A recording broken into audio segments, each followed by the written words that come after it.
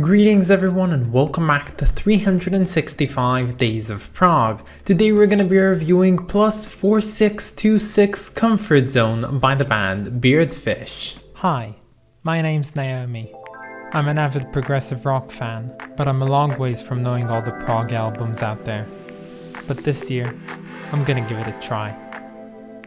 This is 365 Days of Prog. This is the second time we're coming back to Beardfish. I'm so happy for it and I have a lot to say in this video, but firstly let's start things off with some of my favorite bits from this album.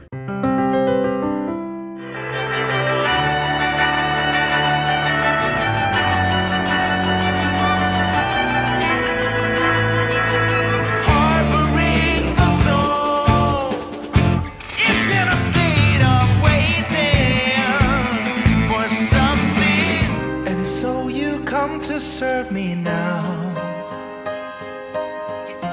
in the concord of your arms. I may rest for a while. But why? I don't even like it here, and I do nothing but curse the very out of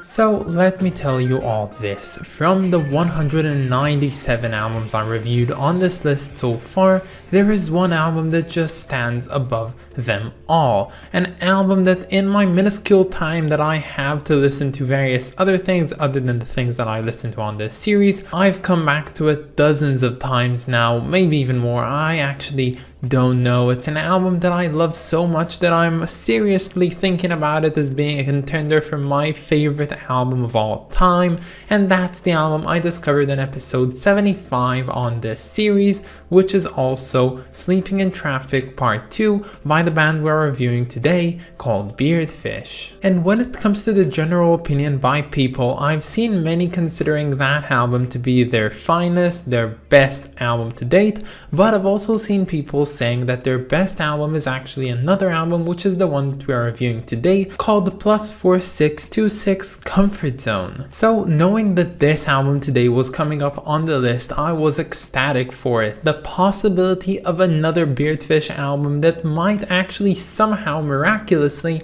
be better than Sleeping in Traffic Part 2 just seemed slightly impossible, but at the same time, with the sheer talent that this band has, it could have been possible, even if not that likely. So when I saw that I finally got to listen to this album, I was definitely very much ecstatic for it and I couldn't quite restrain myself, and then I hit the play button. But first, a quick rundown of the band themselves. So Beardfish are a Swedish prog band. They create sort of an eclectic prog which takes a lot of inspiration from the past but also uses a lot of modern ideas and influences. They were formed in 2001 and they disbanded in 2016. Now, forever and ever, I considered the year of 2016 to be a pretty shit year, but knowing that Beardfish disbanded that year just makes that one a whole lot worse, towards the level of actual garbage juices. But just before disbanding, the band gave us in 2015 one last album to dwell upon for eternity, and that album is of course the album we are reviewing today, called Plus 4626 Comfort Zone. Now this is a a concept album with a pretty interesting concept that is portrayed in the title for this one. Of course, this one talks about the negative sides of staying in your own comfort zone and not ever venturing out of it.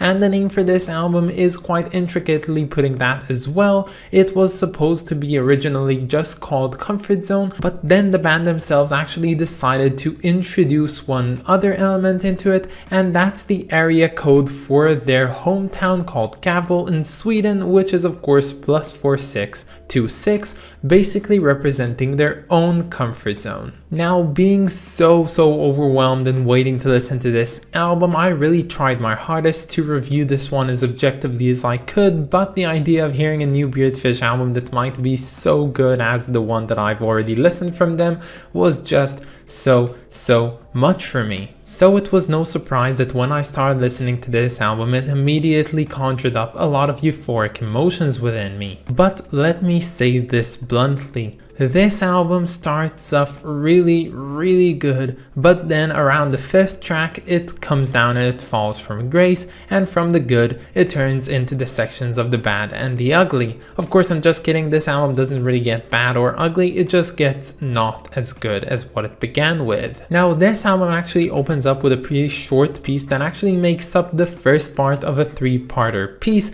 called The One Inside. This first part is actually called Noise in the Background, and this sets the tone for the entire album, being very melancholic and very somber and quite dark as a whole. And for anyone who understandably didn't do their research before getting into this album, it quite well represents the concept for this one, basically saying that comfort zone and being inside of it is not that of a good thing, and then from there we move on to the rest of the stories being told about the comfort zone in this album. Now, this first track on the album is quite direct in telling you the concept for this one, and I think that the word direct is actually quite well representing for the entirety of this album. Unlike Sleeping in Traffic Part 2 or many other types of music, they really tell quite straightforward stories on here. This album doesn't use that many metaphors or even similes, it just kinda tells what it wants to tell you, and that could be a pretty nice thing, but as you'd see later on, I kinda grew bored of it at some point. But I digress. The second song on this album is the first major song found on here, and it's called Hold On. This one really brings us up to date with Beardfish themselves. It sounds like a very signature Beardfish song, and it's very much fun and I enjoyed it all the more, and personally I think that this track is just a perfect track. But the reason I'm not too hyped about it is because then comes the next track after it, the title track for this album, or at least as close as you can get, a song simply titled Comfort Zone. Now, this song in its essence is based off of one simple motif that comes time and time again throughout this song, basically acts as some sort of a home returning point for this entire song. But what comes in between these sections are totally meaty sections of the song. They're very innovative, very whimsical, very quirky, but also remaining that melancholic feeling that this album is well known for. And this song just reminded me how much I love the Beardfish sound and how much I like how they create music, taking a lot of influences from various different genres of music, but also knowing how to take a lot of influences from various times in music's history. All in all, you actually might call this song pretty basically structured, despite the fact that it is quite long, but I would have to say, you know what, if it is enjoyable, then what gives? I think it's fine, and I really enjoyed this one, and more than enjoying this one, I actually really got connected to it because there's something very deeply personal about it. In some sense, it just feels like you're experiencing someone's own thoughts and opinions and feelings, and they're all laid down in this one particular song, and I really like that, and I really enjoyed the depth that Beardfish could actually accomplish with this song in particular. Now, the next track that comes on this album, being the 4th track, is a very critical one because in my personal opinion, this this one is the last perfect song that this album has to offer, and the name of this one is Can You Hear Me Now? This song basically deals with the same melancholic subjects as the album has been doing so far, but one thing that did happen while listening to this seemingly perfect song, I started thinking to myself, when are we gonna get into the whimsical side of Beardfish, the more fun side of Beardfish, the one that isn't so dark and so self-centered and so goddamn straightforward. But unfortunately, my thoughts never really came into fruition, and this album really remained constant with its idea of melancholy and being dark and being very straightforward. And that was only more realized when I suddenly got slapped in the face when we transitioned to the 5th track on this album called King. Now from this point onwards, I'm not gonna talk about each song individually because I truly believe that it just kinda turns into one big jumble of the same exact thing over and over again. Yes, I said that this album experienced a fall from grace and I meant it. But the thing that really characterized all these songs together was a major shift in some various aspects. Firstly, yes, the lyrics. Somehow this album entirely is very lyrically driven, but the thing about these songs towards the end is that all of them aren't just driven by the lyrics, but they're highly reliant on them, basically putting aside the melodies in order to feature more of the lyrics, which are always fine, but honestly at some point I kinda didn't enjoy anymore. The second thing is the heaviness. I didn't know that Beardfish were gonna go this heavy in this album, but the thing that really surprised me was how long they actually lasted just going at it with their hard rock songs.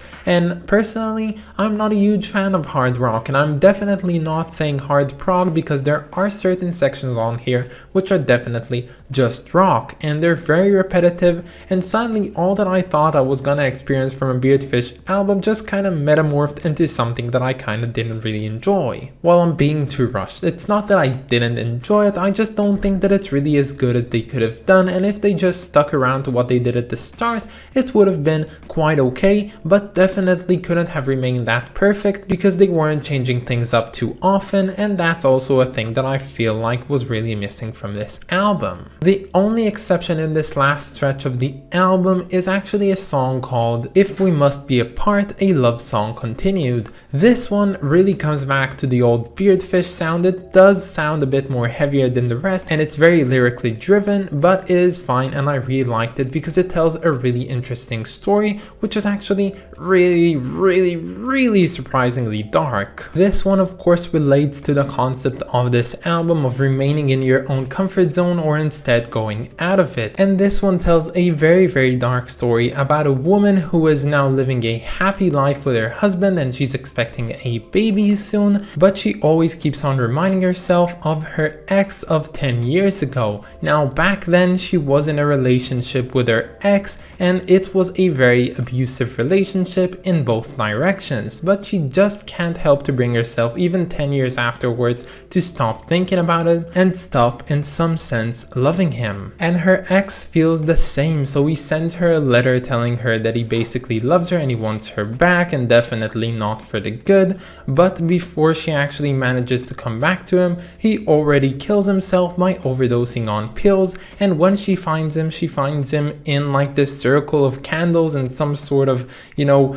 very black magic ritual, and it's very dark, and the song ends like when she looks into her daughter's eyes and she still thinks about him. And I don't know what to think about this. Like, I listened to this one multiple times now, and mainly actually for the lyrics themselves, not for the music. The music is fine, it's very enjoyable, but the lyrics just really caught me off guard. I had to listen to it multiple times. So if you're feeling in a really dark mood today, I would highly recommend this one because it's a very cool and interesting track. But unfortunately, this song was the last beacon of hope for this album in the midst of what I might call a very interesting hard rock compilation. I don't know why this shift of sound was made. I don't know why Beardfish decided to go so seemingly basic in their last stretch. I just really don't get it. It wasn't as fun, definitely, like Sleeping in Traffic Part 2, but on the other hand, I'm quite grateful for it because it had has enabled me to actually put my feet on the ground and review this album for what it actually is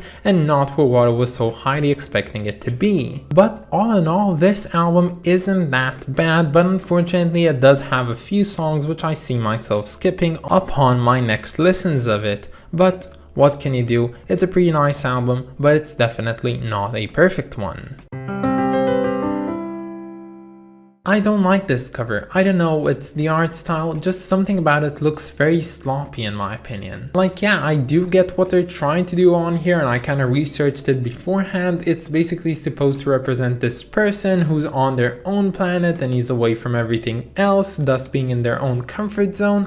But you know what? I just don't think he did the job quite well, because the rest of the world and the galaxy and the moon and whatever, they don't seem that appealing. I don't see any reason for them to get out of their comfort zone. And I think that for an album with such a strong concept, a better cover could have been made. And knowing what types of covers this band has made for their albums in the past, I really don't get why they just didn't do something that looks better. It could have been done in so many different mediums, but they just chose this one, and I don't know, it's kind of underwhelming and I really don't enjoy this cover all that much. But if there's one thing that I can say, it is pretty distinct and pretty memorable, so I guess it will get a thumbs up on that part. So when it comes to the rating, I was genuinely afraid I'd have to give this one as well a rating of 10 out of 10 and then try and struggle with myself upon which album is better, whether it be this one or Sleeping in Traffic Part 2, but fortunately this one just isn't as good as that. So instead it will be getting a very fine rating of 8 out of 10. But that's about it guys. I hope that you enjoyed this video and stay tuned for tomorrow because we're going to be listening to 14 Octaves by Joni Rechter and Avner Kenner. I of course want to thank my lovely supporters over on Patreon, so thank you so much to Clay Walnum and Wrist of Kings. You are the best, and if any of you want to support me over on Patreon, you can find the link down in the description or in my about page. But that's about it guys, have a wonderful day and I'll catch you all tomorrow. Bye guys.